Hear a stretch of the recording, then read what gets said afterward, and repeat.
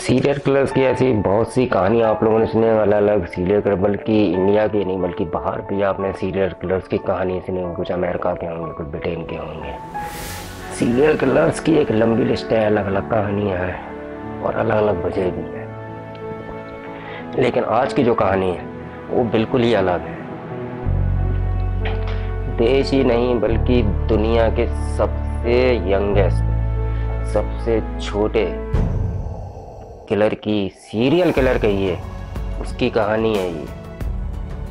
अब आप ये सोचिए कि एक बच्चा सीरियल किलर बन जाए तो उसके दिमाग में क्या चलता होगा, वो क्या सोचता होगा, उसके दिमाग में क्या चलता होगा। और सबसे बड़ी बात, यह सच्चाई उसके माँ बाप या उसके जानने वालों को पता चल जाए तो वो उसको लेके क्या सोचते होंगे। ये सोचते होंगे कि चलो बच्चा है कि माफ़ कर दें। क्या उन्हें डर नहीं लगता होगा, बेशक उनका बच्चा है लेकिन उसको खून करने की आदत लग चुकी है तो कल के दिन उनको भी खतरा हो सकता है। और उस बच्चे के दिमाग में क्या चल रहा होगा, क्या उसमें इतनी अकल होगी या उसमें इतनी समझ होगी सही या बुरे का फैसला कर सके। कत्ल के लिए कौन सा कानून है, क्या सजा है, क्या पुलिस है, क्या अदालत है। ये कहानी एक ऐसी सीरियल किलर की है जिसे शायद ना पुलिस के बारे में जानकारी थी, ना अदालत के बारे में, ना आईपीसी के सेक्शन 302 के बारे में, ना इस बारे में कि सामने वाले को जो मार रहा है कि उसकी जान जा रही और जान लेना जुर्म है। उसे कुछ भी पता नहीं था। और सबसे खतरनाक बात यह है कि सीरियल किलर के हाथों हुए जो पहले 2 कत्ल थे, उस कत्ल के 2 राजदार थे। उन्हें पता चल गया था कि ये कत्ल किसने किया है, लेकिन उन्होंने इस राज को छुपा लिया। उन्होंने कहा कि ये फैमिली मैटर है, शायद ऐसा कभी नहीं हुआ इससे पहले।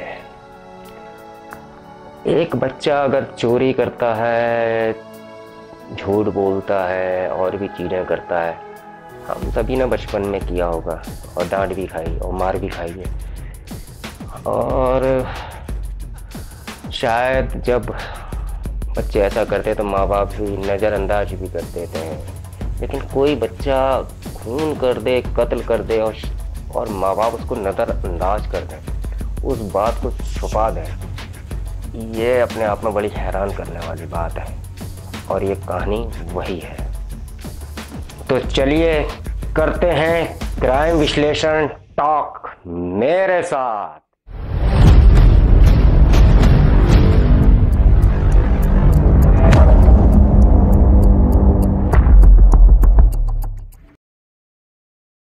नमस्कार, जय श्री राम, जय महाकाल, वंदे मातरम, भारत माता की जय। मित्रों, मैं एडवोकेट समीर तारवत लीगल सेल के इस वीडियो में आपका हार्दिक स्वागत एवं अभिनंदन करता हूं। सामुदायिक सौहार्द बनाए रखिएगा, मेरे चैनल को सब्सक्राइब करना ना भूलिएगा, बेल आई नोटिफिकेशन जरूर दबाइएगा और मेरे वीडियो को लाइक, कमेंट और शेयर जरूर कीजिएगा। बिहार में एक जगह है बेगूसराय। बेगूसराय रिफाइनरी टाउनशिप के लिए काफ़ी मशहूर है और इसी बेगूसराय के पास एक गांव है मोकामा, और उसमें 1-2 बड़े अपराधी भी हैं जिनके नाम आपने सुने होंगे। इसी बेगूसराय में एक परिवार रहता था। बेगूसराय के इलाके में एक आता है मुसहरी गांव। उस फैमिली में जो बाप था वो दिहाड़ी मजदूर था, मजदूरी करके घर वाला का पेट पालता था। उसके 2 बच्चे थे, एक बेटा और एक बेटी। बेटी की उम्र अभी 6 महीने थी शायद। बेटा पैदा हुआ था 1998 में। बेटे का नाम रखा था अमरजीत साड़ा। अमरजीत साड़ा धीरे धीरे बड़ा होता गया। 7.5 से 8 साल का उसकी उम्र होगी जब वो इतना बड़ा हो गया। लेकिन अचानक एक दिन उसकी फैमिली में, घर के पड़ोस में ही उसका कजिन रहता था जिसकी उम्र करीब 8 महीने थी। उस कजिन की लाश मिलती है, सर पे किसी वजनी चीज से मारा गया था और उसका कत्ल किया गया था। परिवार के लोग देखते हैं, बच्चा मर चुका था। इसी दौरान माँ बाप को उनके नज़र पड़ती है, उनको कहीं ना कहीं से ये शक होता है कि पता लगता है कि अमरजीत जो था इस बच्चे के साथ था और उसके हाथ में जो उस तरीके के कोई निशान थे, उसको देख के लग रहा था कि इसने शायद कुछ किया है। तो ये जो था ये शक हो चुका था कि इस बच्चे के सर पे पत्थर मारा गया, खपरेल मारा गया, लेकिन ये बात पुलिस तक नहीं जाती और इस बात को घर वाले खुद ही दबा लेते हैं। बात आई गई हो जाती है। अमरदीप 7.5-8 साल का बच्चा उसी घर में नॉर्मल उसी तरीके से, लेकिन माँ बाप और उसके बच्चे, लेकिन माँ बाप जिनका वो बच्चा था, यानी कि उनके चाचा, उनके कज़न जिस बच्चे की मौत हुई थी, उन सबको पता था कि उसके बच्चे की मौत कत्ल की वजह से मारा गया, लेकिन कोई कानून बीच में नहीं आता, कोई कंप्लेन नहीं करता। बात आई गई हो जाती है। करीब 6 महीना बीतता है। 6 महीने बाद खुद अमरजीत के घर में अपनी बहन, जिसकी उम्र लगभग 6 महीने थी, उसकी लाश मिलती है। उसके भी सर पे चोट थी, जख्म थे, उसके भी सर को पत्थर से मारा गया था, कुचला गया था। और इस बार भी घर वालों को पता हो जाता है ये काम किसने किया है। अमरजीत के माँ बाप को मालूम था कि अमरजीत की जो सगी बहन है, यानी कि उनकी जो बेटी है जिसकी उम्र मात्र 6 महीने, उनकी लड़की को यानी अपनी बहन को उसी के भाई यानी कि अमरजीत ने मारा है। लेकिन पारिवारिक मामला मानते हुए, फैमिली मैटर करार देते हुए कोई पुलिस के पास नहीं जाता है। उन्हें लगता है कि एक तरफ बेटी मर गई, फिर दूसरे बेटे के नाम पे कंप्लेन करते हैं तो बेटा भी हाथ से निकल जाएगा। पता नहीं क्या क्या उनके दिमाग में होगा, क्या सोच चल रही होगी। लेकिन उस दूसरे कत्ल के राज को भी घर वाले छुपा लेते हैं। 6 महीने में एक 7.5 साल का बच्चा 2 कत्ल कर चुका था और कानों कान किसी को खबर भी नहीं लगती, सिवाय माँ बाप और सिर्फ उनके चाचा को। दोनों कत्ल घर की बात थी, एक बहन की और एक चाचा के बेटे की। थोड़ा वक्त और बीतता है। करीब 3 महीने बाद इन्हीं के गांव में थोड़ी दूरी पर एक और बच्ची थी, करीब 1 साल की। उसका नाम खुशबू था। खुशबू अपने माँ के साथ गांव के एक प्राइमरी स्कूल में खुले में लेटी हुई थी और मौस के साथ लेटी हुई थी। कुछ देर के बाद माँ किसी घर के ज़रूरी काम से उठती है और बेटे को वहीं छोड़ देती है कि भाई 5-10 मिनट के बाद आ जाऊंगी, वो बेटी सो रही है तो फिर मैं आ जाऊंगी। उसके जाने के दौरान वह देखती है कि अमरजीत उस समय स्कूल के पास ही है और वो देख के चली जाती है, क्योंकि गांव का बच्चा है तो गांव में एक दूसरे को सभी लोग जानते हैं। नॉर्मली छोटा सी जगह होती है तो कोई सारे ही सब लोग जानते हैं। आप लोगों ने भी देखा होगा, यदि आप लोग गांव से भी बिलोंग करते होंगे तो आपको ये चीज़ पता होगी। थोड़ी देर के बाद जब वो लौटती है वो घबरा जाती है, क्योंकि उसकी बच्ची जहाँ पर वो उसको सुला कर गई थी वो वहाँ पर नहीं थी, वो गायब थी। स्कूल कैंपस में आसपास में वो ढूंढती है, अमरजीत से पूछती है और वो सिर्फ हंसता है, केवल हंसता रहता है और बताता नहीं है कुछ भी। उसके बाद चारों तरफ वो ढूंढती है, घर जाती है, अपने पति को बताती है, रिश्तेदारों को बताती है, पूरे रिश्तेदार सब मिलके ढूंढ रहे हैं पर खुशबू का पता नहीं चलता। अब उस वक्त उस स्कूल के पास खुशबू की माँ ने इकलौते किसी को देखा था, तो वो 8 साल का अमरजीत था। तो उसे ये था कि उस वक्त वो जब वो गई खुशबू के पास वो था और उसके अलावा कोई दूसरा इंसान कोई मौजूद नहीं था उसके पास, यानी कि उनकी बेटी के पास। जब चारों तरफ ढूंढ लिया, खुशबू नहीं मिली, तो खुशबू के घर वाले पुलिस स्टेशन में जाकर रिपोर्ट लिखवाते हैं। रिपोर्ट लिखाने के बाद वापस आते हैं। पुलिस को भी यह था कि घर इलाके में इससे भी पहले 2 बच्चों का और कत्ल हो चुका था। लेकिन घर वालों ने कातिल के बारे में नहीं बताया था। लेकिन उन दोनों की जिस तरीके से मौत हुई थी, मोहल्ले में सबको पता था। उनके सर में जख्म थे, सर पे चोट के निशान थे, पत्थर से मारा गया था, लेकिन पुलिस में कोई रिपोर्ट नहीं दिखाई गई थी। पर ये पहली बार था जब तीसरी बच्ची गायब हुई। पुलिस को भी कभी ये उड़ते उड़ते कानों तक खबर तो थी कि 2 बच्चों का यहाँ कत्ल हो चुका है और लोग दहशत में हैं। अब ये तीसरी बच्ची गायब है और कहीं इसके साथ भी कोई अनहोनी ना हो जाए, तो उससे और मामला बिगड़ जाता। तो पुलिस ने तुरंत तत्परता दिखाई और जल्दी से एक्टिव हुई और खुशबू को ढूंढने में लग गई।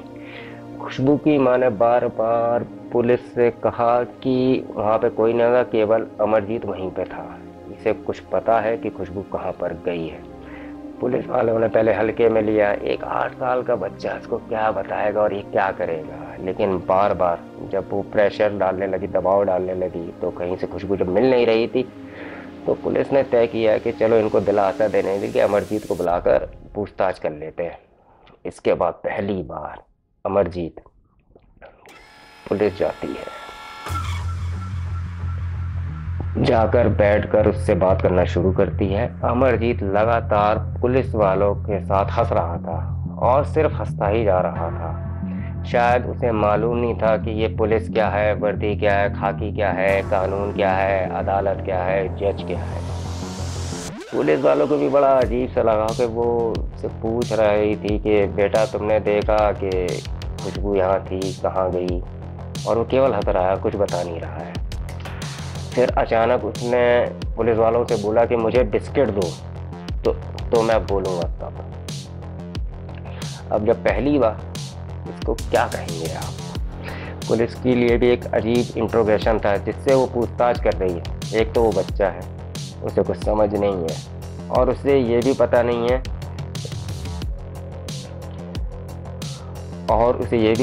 है कि किस गंभीर विषय पे पुलिस उस बच्चे से पूछताछ कर रही है। उस बच्चे को ये बात पता ही नहीं। वो केवल मुस्कुरा रहा है और साथ साथ मुस्कुरा रहा है, एकदम से अचानक से बोलता है कि मुझे बिस्किट खिलाओगे, तब मैं बताऊंगा। पुलिस को बस ऐसे ही लगा, लेकिन पुलिस को अंदाजा भी नहीं था। फिर भी अब बच्चा जिद कर रहा है, तो पुलिस ने सोचा कि चलो बच्चा है तो जिद पूरी कर देते हैं, तो शायद कुछ बता ले, क्लू मिल जाए। पुलिस ने किसी गांव के इस शख्स को भेजा और बोला कि बिस्किट का एक पैकेट ले आओ। पुलिस वाले ने बच्चे को बिस्किट दिया, उसने बाकायदा बिस्किट का पैकेट खोला, बिस्किट खाई। फिर पुलिस वाले ने पूछा बताओ, फिर वो हंसा, फिर बोला कि अचानक बिस्किट खाने के बाद मैंने खपरेल से उसको मार कर सुला दिया। ये उसकी लाइन थी। अब पुलिस वालों को समझ में नहीं आया, और तो पुलिस वालों ने पूछा कहाँ सुला दिया, दिखाओगे नहीं कि कहाँ सुला दिया। तब तक वो बात कर रहा था, बिस्कुट खा रहा था। अब पुलिस वाले को बड़ी खुद ही समझ में नहीं आया कि ये क्या कह रहा है और वो क्या सुन रहे हैं ना, खुद ही नहीं समझ में आ रहा था। तो फिर उन्होंने फिर से यही प्रश्न पूछा कि बताओ तुमने क्या किया, और उसने बोला कि मैंने उसको खपरेल से मारा और फिर उसे सुला दिया। तो पुलिस ने फिर पूछा कि अच्छा ये बताओ कि कहाँ सुलाया। तो वो बोलता है कि फिर मुझे, अच्छा एक काम करो, मेरे को फिर से बिस्किट दो और मुझे और बिस्किट चाहिए। तो पुलिस वालों ने फिर बिस्किट में उसको बिस्किट दिया। बिस्किट खाने के बाद चलो मैं आपको दिखाता हूँ कि मैंने कहाँ सुलाया। अब पुलिस पीछे पीछे और बच्चा आगे आगे, उसी स्कूल के पास जहाँ पर खुशबू को आखिरी बार उसकी माँ छोड़ के आई थी, वहाँ पर थोड़ी दूर पर कोई खेत था, वहाँ पर झाड़ियाँ थी, वहाँ तक गया और झाड़ी के पास जाकर रुक गया। उसने कहा यहाँ सुलाया। पुलिस वाले आगे बढ़े, उन्होंने देखा एक छोटा सा गड्ढा है, उस गड्ढे के ऊपर कुछ घास, कुछ पेड़ वेड़ टाइप के, पत्ते वत्ते टाइप के रख दिए गए। पुलिस ने उस गड्ढे से जैसे ही वो झाड़ हटाया, अंदर खुशबू की लाश थी। अब एक बच्चा 8 साल का, इतनी तो तमीज नहीं कि उसे कैसे दफनाना है, लेकिन उसको पता था कि अगर इसको गड्ढे में डाल देंगे और झाड़ लगा देंगे तो ये जो है लाश छुप जाएगी, तो किसी को पता नहीं चलेगा। जैसे छुपन छुपाई नहीं खेलते हैं बच्चे। अब जैसे उसने ये बताया यहाँ सुलाया और पुलिस उसकी निशानदेही पे खुशबू को बरामद करती है। पुलिस के पैरों तले जमीन खिसक जाती है। जो बच्चा केवल बोलता कम है और केवल हंस रहा है और केवल बिस्किट मांग रहा है, कहता है कि खपरेल से मार मार के सुला दिया, फिर कहता है कि मैंने यहाँ सुला दिया। मौके वारदात पे खुद ले जाता है, लाश की बरामदगी कराता है और पुलिस वाले उस बच्चे का केवल चेहरा देखते हैं और पुलिस वालों को समझ नहीं आ रहा था कि वो कैसे रिएक्ट करें। अब ये क्लियर हो गया था कि खुशबू गायब थी और खुशबू की जो लाश थी बच्चे की इस निशानदेही पे बरामद हुई थी, मतलब लाश खुशबू की मौत से इस बच्चे का कोई रिश्ता जरूर है। फिर पुलिस वाले उस बच्चे की तरफ घूमे और फिर उससे उसी की भाषा में बात करने लगे। अब 8 साल का बच्चा एक पेशेवर अपराधी की तरह तो ट्रीट कर नहीं सकती थी पुलिस ने कितना भी गुस्सा करे या डांटे उसको कोई फर्क नहीं पड़ रहा था, वो केवल हंस रहा था। पूरे इंटरोगेशन के दौरान वो केवल हंस रहा था और बीच बीच में कुछ जब पुलिस पूछती तो वो कहता था कि मैं बताऊंगा, लेकिन जब मुझे बिस्किट खिलाओगे तब बताऊंगा। पुलिस उसके लिए बिस्किट मंगाती, फिर वो बताना शुरू करता पुलिस वालों को। फिर पुलिस वालों ने पूछा कि चलो तुमको बिस्किट खिलाया, तुमने इसको तो सुला दिया। अब उसी की लैंग्वेज में बात करके पूछताछ हो रही थी और तुमने किस किस को ऐसे खपरेल मारकर सुलाया। तब उसने 2 नाम लिए, एक अपनी बहन का और एक अपनी कज़न का, और उसने कहा कि हमने उन दोनों को भी ऐसे ही मार के सुलाया था। और उस 2 कत्ल के बारे में जो बात हो रही थी, हाँ वो मौत नेचुरल नहीं थी। पुलिस अब उन दोनों फैमिली को बुलाती है। हालांकि अमरजीत के माँ बाप ऑलरेडी पुलिस स्टेशन में, क्योंकि पुलिस के उनके बेटे को कस्टडी में ले रखा था और उससे पूछताछ हो रही थी, तो फिर उनके चाचा को बुलाया जाता है।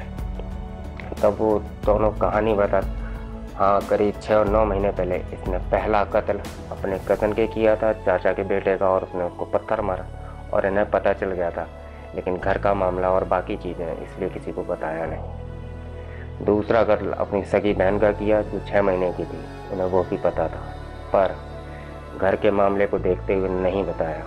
अब इसकी कोई रिपोर्ट भी नहीं थी और बाकी चीज़ें भी नहीं थी, लेकिन एक जुर्म को इस तरह से छुपाया गया था, वो भी कानूनन जुर्म था। लेकिन कत्ल होते हुए इन दोनों लोगों ने देखा नहीं था। दोनों कत्लों के इससे पहले माँ बाप ने भी और चाचा ने भी, बट उन्हें लगा था कुछ ऐसा हुआ है, लेकिन कैसे हुआ इसका भी आइडिया नहीं था। तो माँ बाप और चाचा को लेकर पुलिस को लगा कि इनको आधी जानकारी है और आधी नहीं है, तो आधी जानकारी अगर दे देते तो शायद खुशबू की जान बच जाती।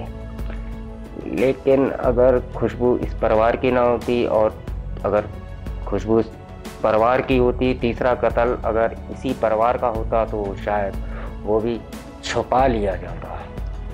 पुलिस ने पूरी पूछताछ की और फिर उससे बातचीत करने, तो उससे पूछा कि तुमने सुलाया तो क्यों, आप कत्ल करना मर्डर करना उसे तो पता नहीं। तो पुलिस उससे बच्चे की तरह पूछताछ कर रही।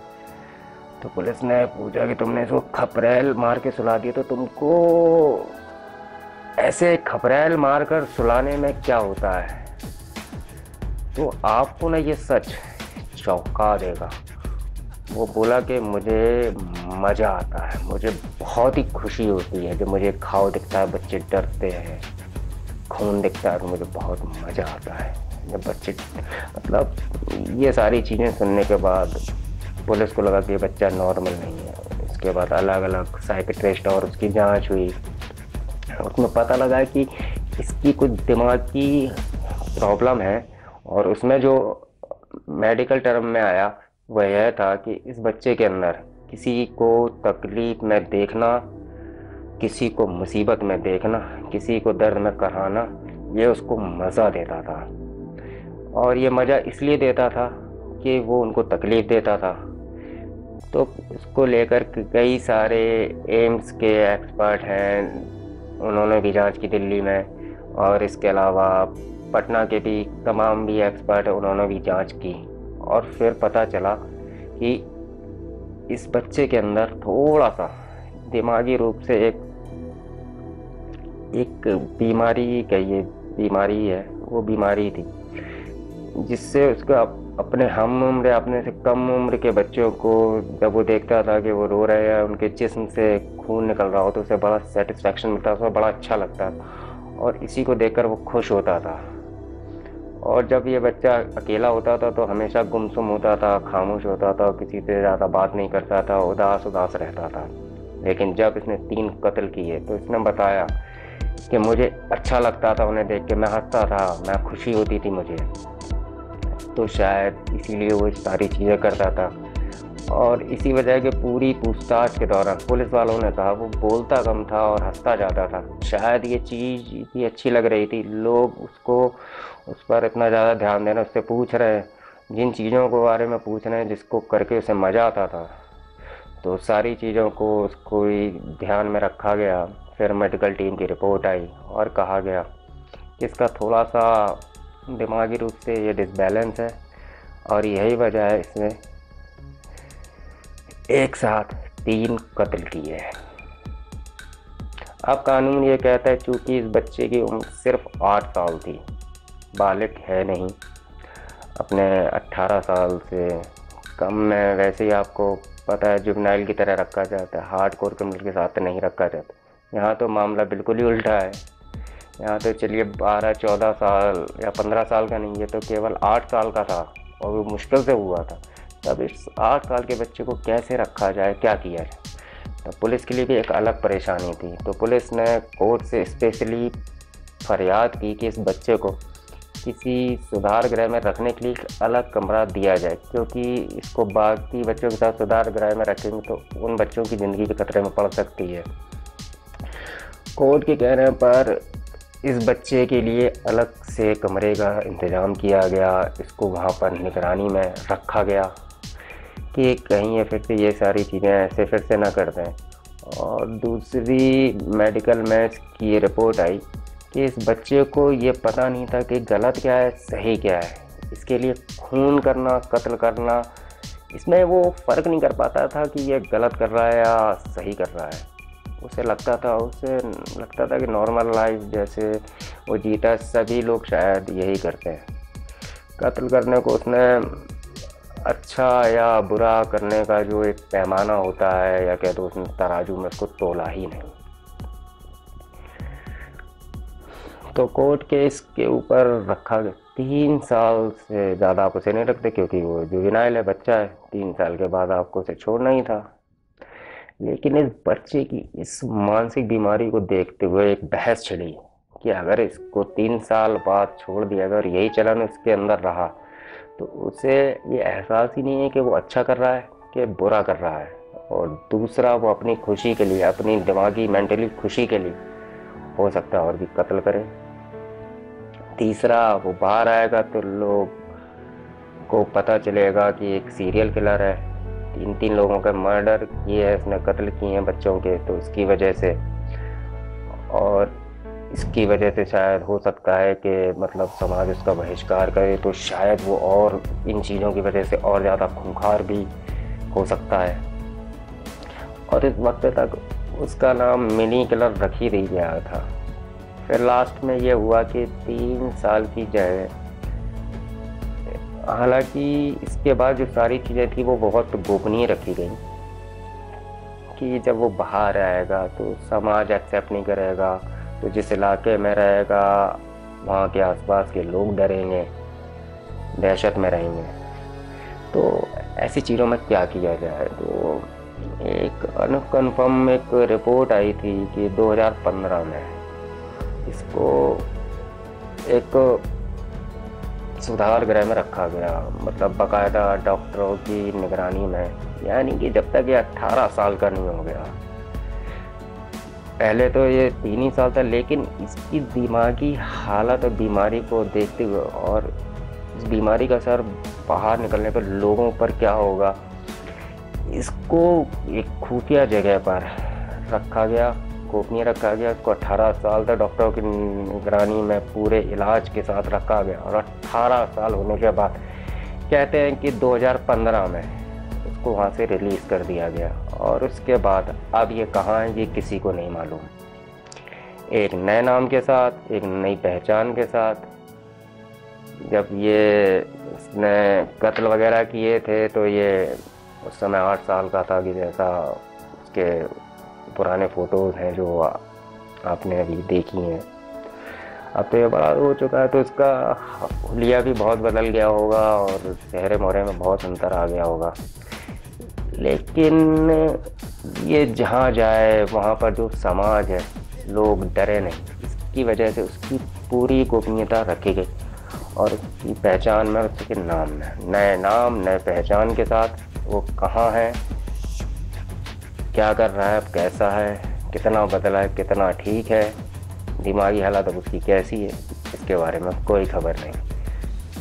शायद गिने चुने को लोगों को कुछ मालूम हो, गिने चुने लोग होंगे उनको मालूम होगा, तो बाकी किसी को कुछ पता नहीं। तो ये थी कहानी ना अब सिर्फ अपने देश की, और इसके नाम पर पूरे दुनिया में रिकॉर्ड है कि सबसे छोटे, सबसे यंग, सबसे छोटे सीरियल किलर की, जिसकी उम्र मात्र 7.5 से 8 साल थी और उसने इस बीच में 3 कत्ल किया। अजीब लगता है ये सोच के कि एक बच्चे के हाथ से इस तरीके के कत्ल, लेकिन ये फैक्ट है कि यंगेस्ट सीरियल किलर का जो रिकॉर्ड है वो बिहार के बेगूसराय के इसी बच्चे के नाम पर है। तो आज की कहानी में बस इतना ही। आपको एक कहानी के बारे में आप क्या सोचते हैं तो कमेंट करके ज़रूर बताइए। और भी आप कुछ ऐसी कुछ कहानियाँ सुनना चाहते हैं तो मुझे नीचे डिस्क्रिप्शन बॉक्स में मेरा मेल भी दिया है, मेरा टेलीग्राम चैनल भी दिया गया है, जिसको आप मेरी स्क्रीन पे भी देख रहे थे।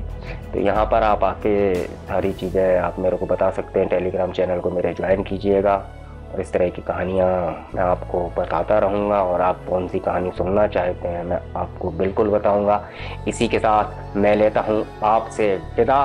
स्वस्थ मस्त व्यस्त रहिए, सावधान सतर्क सुरक्षित रहिए। नमस्कार, जय श्री राम, जय महाकाल, वंदे मातरम, भारत माता की जय। मित्रों।